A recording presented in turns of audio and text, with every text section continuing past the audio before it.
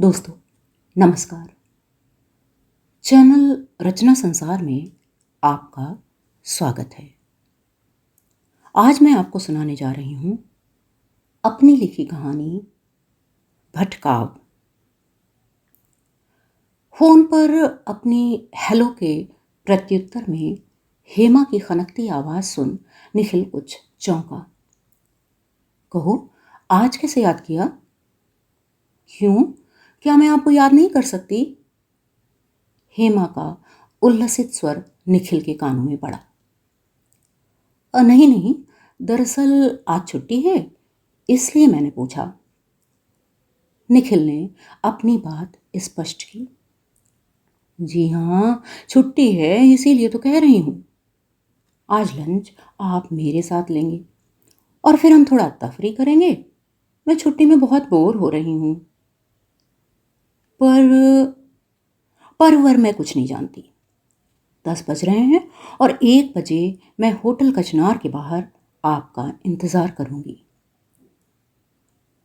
निखिल कुछ जवाब देता इसके पहले ही हेमा ने फोन काट दिया। निखिल असमंजस में पड़ गया। आज सुबह ही तो उसकी पत्नी सीमा और बच्चों ने पिकनिक पर जाने का कार्यक्रम बनाया था। सुबह हेवी नाश्ता हो गया था, सो तय यह हुआ था कि पार्क पर ही जहाँ भी पिकनिक के लिए जाएंगे कुछ खा पी लिया जाएगा। बच्चे वहाँ खेलेंगे और शाम तक वापस आ जाएंगे।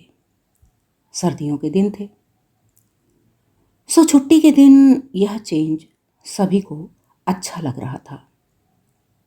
सीमा जल्दी जल्दी घर के शेष कार्य निपटा रही थी और बच्चों की तैयारी में मदद कर रही थी। सभी बेहद रोमांचित और उत्साहित थे। ऐसे में हेमा के प्रस्ताव ने निखिल को उलझन में डाल दिया था। हेमा से निखिल की मुलाकात लगभग 1.5 वर्ष पहले हुई थी, जब वह ऑफिस के बाद लिफ्ट से नीचे उतर रहा था। हेमा भी लिफ्ट में थी। हेमा ने ही बात शुरू की थी। आप इसी बिल्डिंग में काम करते हैं? जी हाँ, 6th फ्लोर पर। और मैं 7th फ्लोर पर हूँ। अभी 10 दिन पहले ही मैंने नया जॉब शुरू किया है, हेमा ने स्वयं ही बताया था। फिर इसके बाद अक्सर ही आते जाते हेमा से उसकी मुठभेड़ हो जाती थी। कुछ दिनों बाद हेमा उससे मिलने उसके ऑफिस भी आने लगी। कभी निखिल ही उससे मिलने उसके ऑफिस पहुंच जाता। कभी कभी वे कहीं साथ बैठ कॉफ़ी भी पी लेते। धीरे धीरे परिचय ने दोस्ती का रूप ले लिया था। अब तो अक्सर वे लंच साथ लेने लगे थे। दोनों को ही एक दूसरे का साथ अच्छा लगता था। हेमा बेहद बातूनी थी। बातों बातों में ही उसने निखिल को अपने बारे में बताया था। हेमा के घर में थी हेमा और उसकी माँ।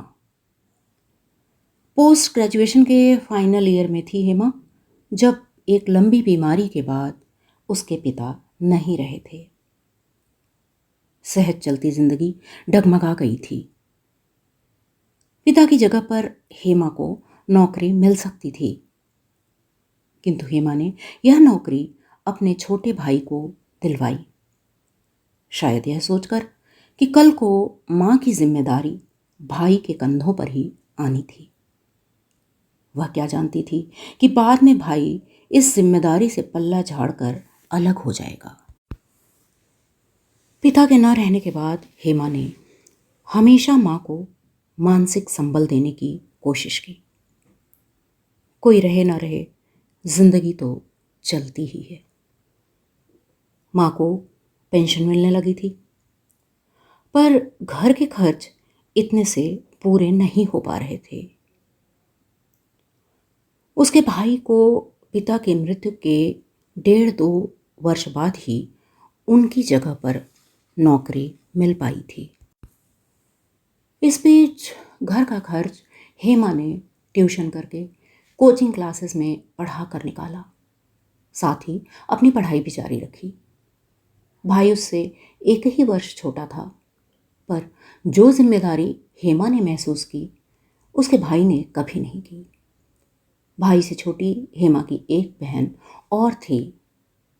हेमा ने भरसक प्रयत्न किया कि उसके भाई और बहन को पिता की कमी महसूस ना हो। भाई की नौकरी लगते लगते हेमा ने भी छोटी मोटी नौकरी शुरू कर दी थी। समय आने पर जैसे तैसे करके उसने अपनी छोटी बहन का विवाह कर दिया। फिर उसने भाई की शादी में भी देर नहीं की। भाई की शादी हुई तो उसकी घरवाली, फिर बच्चे और फिर अपनी गृहस्थी भी हो गई। उसकी इस गृहस्थी में माँ और बहन के लिए जगह नहीं हो पा रही थी। सो समझदारी से काम लेते हुए हेमा और उसकी माँ ने स्वयं को उनसे अलग कर लिया।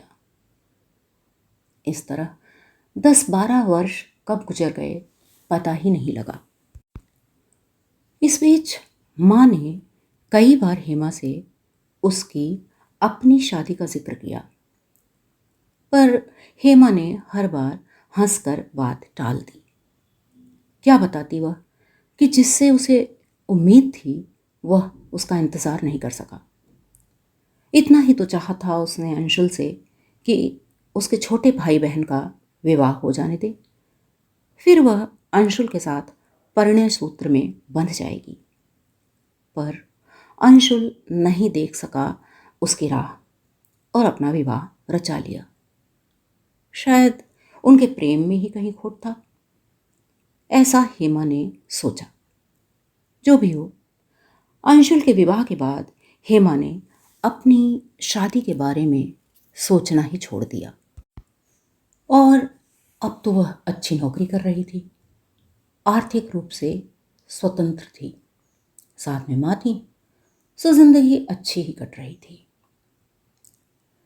पर फिर भी कहीं ना कहीं हेमा के मन के किसी कोने में अपना घर, अपना पति और अपने बच्चे न होने की कसक दुबकी पड़ी थी।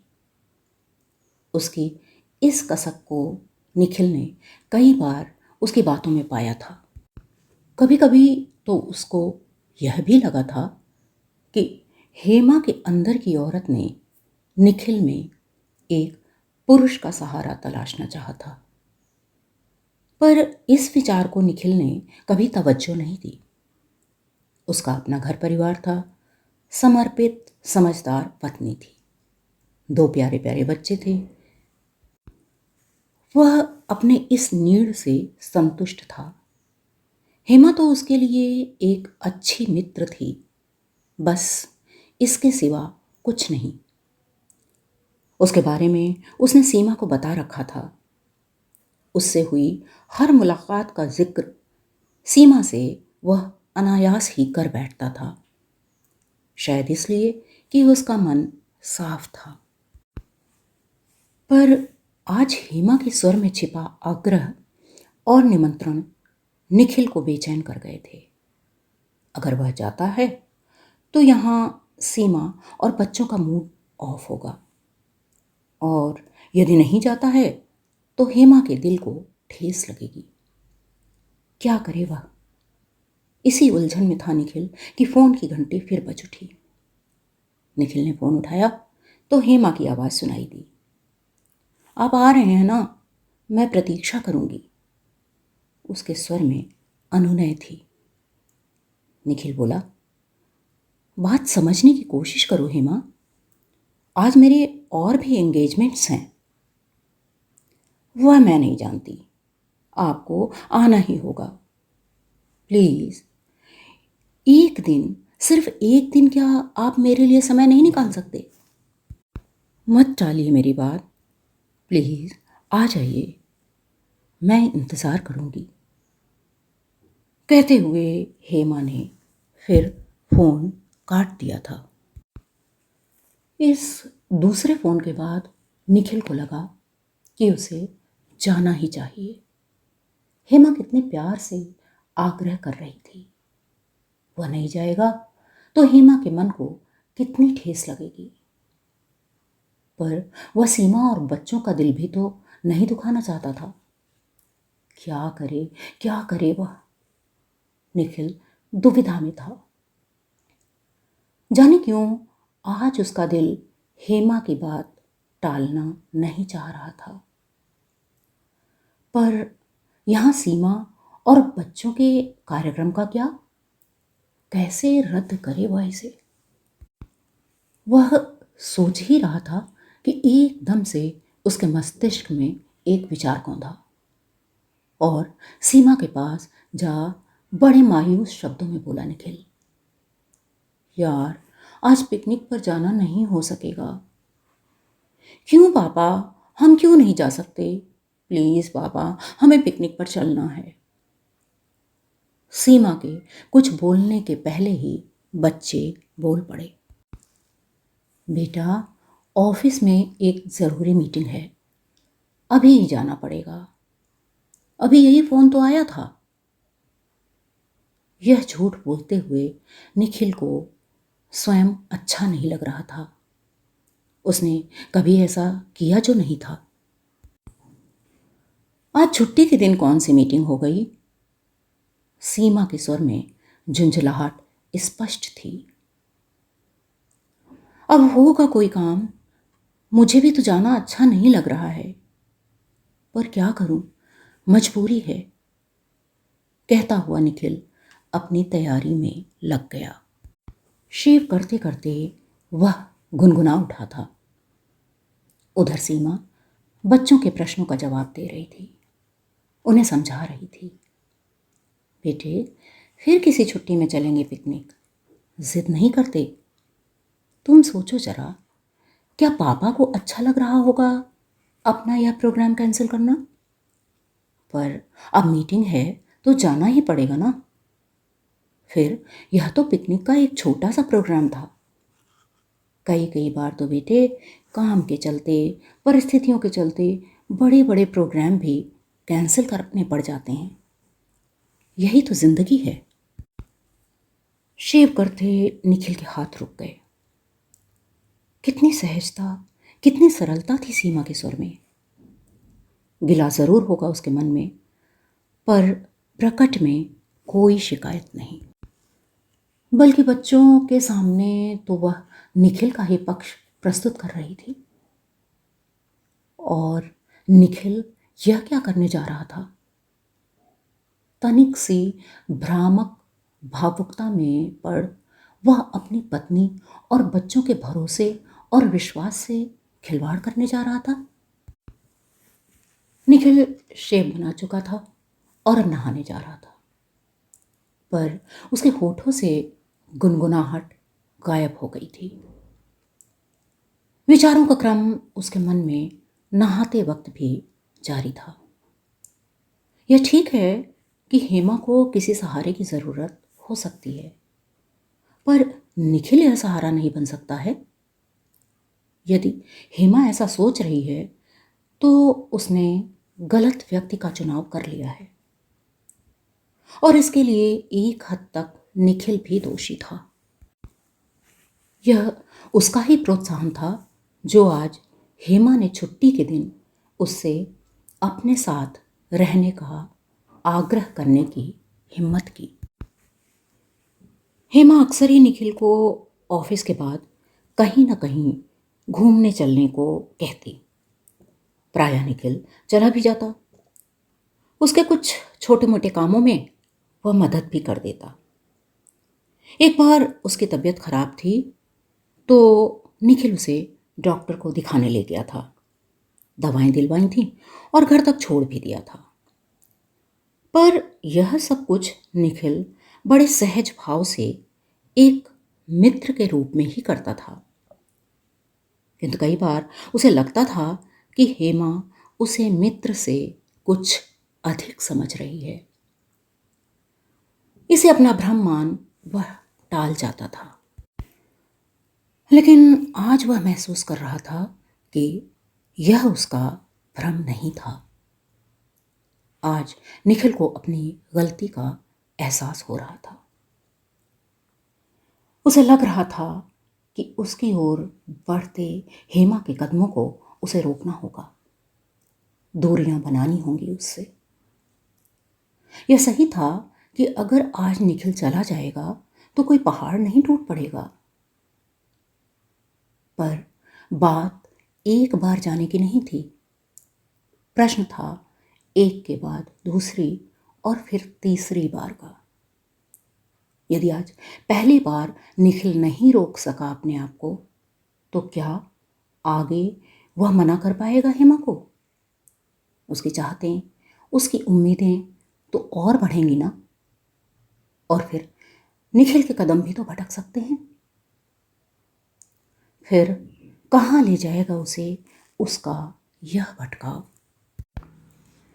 निखिल तैयार हो चुका था, पर अब उसका हेमा के पास जाने का उत्साह लुप्त हो गया था।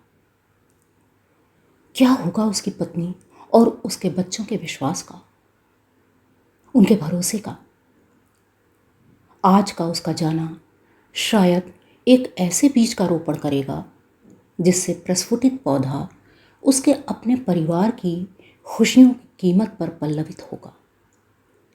नहीं नहीं, निखिल ऐसा नहीं होने देगा।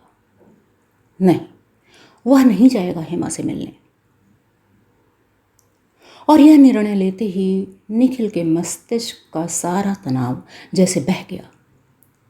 बड़ा हल्का महसूस कर रहा था वह। अब क्या करे निखिल? क्या कहे कि वह मीटिंग में नहीं जाएगा? लेकिन वह जानता है कि सीमा उसे भेजकर ही मानेगी। 10 तर्क देगी वह। अरे, हम फिर कभी चलेंगे पिकनिक पर, पहले काम, काम के साथ कोई बेईमानी नहीं, आदि आदि। निखिल कोई उपाय सोच ही रहा था कि फोन फिर बज उठा। लपक कर निखिल ने मोबाइल उठाया। हाँ, यह हेमा ही थी। मैं घर से निकल रही हूं। रॉन्ग नंबर कहकर निखिल ने फोन काट दिया और अपनी छोटी बेटी को गोद में उठा उसके गालों पर एक चुम्बन चढ़ता हुआ वह बड़े उल्लास से बोला, चलो भाई, मीटिंग कैंसिल हो गई है और हम पिकनिक पर चल रहे हैं। सच पापा, हम चल रहे हैं? वाह, मजा आ गया, हिप हिप हुर्रे। अति उत्साह से निखिल का बेटा लगभग चीख पड़ा था। सीमा के चेहरे पर खुशी की लहर दौड़ गई थी। सीमा और बच्चे जल्दी जल्दी तैयार हो रहे थे। उनकी गतिविधियों से घर चहक उठा था। अपने परिवार की इस छोटी सी खुशी में निखिल ने जैसे सारा संसार पा लिया था। तो यह थी मेरी कहानी भटकाव। आशा है पसंद आई होगी। फिर मिलेंगे इसी चैनल पर एक नई कहानी के साथ। तब तक के लिए नमस्कार। आपका दिन मंगलमय हो। धन्यवाद।